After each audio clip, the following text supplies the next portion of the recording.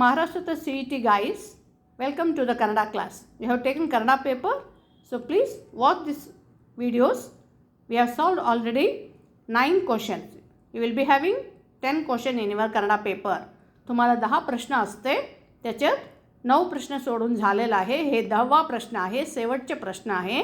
शेवटचे प्रश्न शेवटच तुम्ही सोडवायला प्रयत्न करा. का म्हणजे वाचायचे असते, वाचून झाल्यावर खाली 5 प्रश्न असते, ते प्रश्नाला उत्तर द्यायचे असते. हे खूपच सोपं आहे, पण वाचायला लिहायला वेळ लागते. त्यामुळं हे लास्टमध्ये ठेवा आणि लास्टमध्ये उत्तर द्या. का म्हणजे ते वाचायला सोपं असेल तर भराभरा वाचून तुम्ही उत्तर देऊ शकते. पण ह्याच्यापेक्षा पहिला 9 प्रश्न आहे ना, खूप सोपं असते. सगळं सोडून नंतर ह्या प्रश्नाला या. आता हे पॅराग्राफ दिलेलं असतात तुम्हाला, त्या पॅराग्राफ वाचायला प्रॅक्टिस पाहिजे. त्याच्यासाठी तुम्ही कन्नडा वाचायचा अभ्यास करून घ्या पहिल्यापासून, म्हणजे वाचायला काही त्रास होत नाही. आता त्याच्यानंतर तुम्ही खालचे प्रश्न वाचायला आले तर उत्तर पण देऊ शकते. आता उदाहरण तुम्हाला सांगायचे म्हणजे ಹಣ್ಣು ಮತ್ತು ಹೂ ನೀಡುವ ಗಿಡ ಮರಗಳು ಮಾವು ಸೀಬೆ ದಾಳಿಂಬೆ ಪಪ್ಪಾಯಿ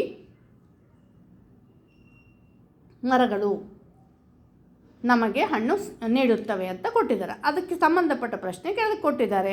ಹಣ್ಣು ಹೂವು ಕೊಡುವಂಥ ಹೂ ಗಿಡ ಮರಗಳು ಯಾವುವು ಅಂತ. ಅದು ನೀವು ಓದ್ಲಿಕ್ಕೆ ಬಂದರೆ ನೀವು ಆ ಪ್ರಶ್ನೆಗೆ ಉತ್ತರ ಫಲ ನೀಡುವ ಮರಗಳು ಯಾವುವು ಅಂತ ಕೇಳಿದ್ದಾರೆ. ಅಲ್ಲಿ ಮೇಲೆ ಉತ್ತರ ಇದೆ, ಕೆಳಗೆ ಪ್ರಶ್ನೆ ಇದೆ. ಪ್ರಶ್ನೆ ನೋಡಿ ಉತ್ತರ ಬರೆಯೋದಕ್ಕೆ ತುಂಬ ಸುಲಭ ಇದೆ ಈ ಪ್ರಶ್ನೆ ಕೂಡ. ಆದರೆ ಇದನ್ನು ಓದೋದಕ್ಕೆ ಬರೆಯೋದಕ್ಕೆ ಚೆನ್ನಾಗಿ ಕನ್ನಡ ಕಲ್ತಿದ್ರೆ ನೀವು ಖಂಡಿತ ಇದರಲ್ಲಿ ಕೂಡ पूर्ती 5 मार्क्स तगोಬೋದು. 5 मार्क्स तुम्ही वाचायचे लिहायचे प्रॅक्टिस केले तर ह्याच्यात पण पूर्ण 5 मार्क्स घेऊ शकते. 50ला 50 पूर्णपणे घेऊ शकते आणि लवकरात लवकर लिहू शकते. सो ह्याच्यासाठी माझा पूर्णपणे प्रयत्न घालून हे व्हिडिओ बनवलेला आहे. सगळ्यांनी आवडले तर लाईक करा. काहीतरी प्रॉब्लेम वाटले तर मला कॉन्टॅक्ट करा, शेअर करा आणि ऑनलाईन क्लास घेऊन तुम्हाला आणखीन सोपं करायचे प्रयत्न करते. धन्यवाद.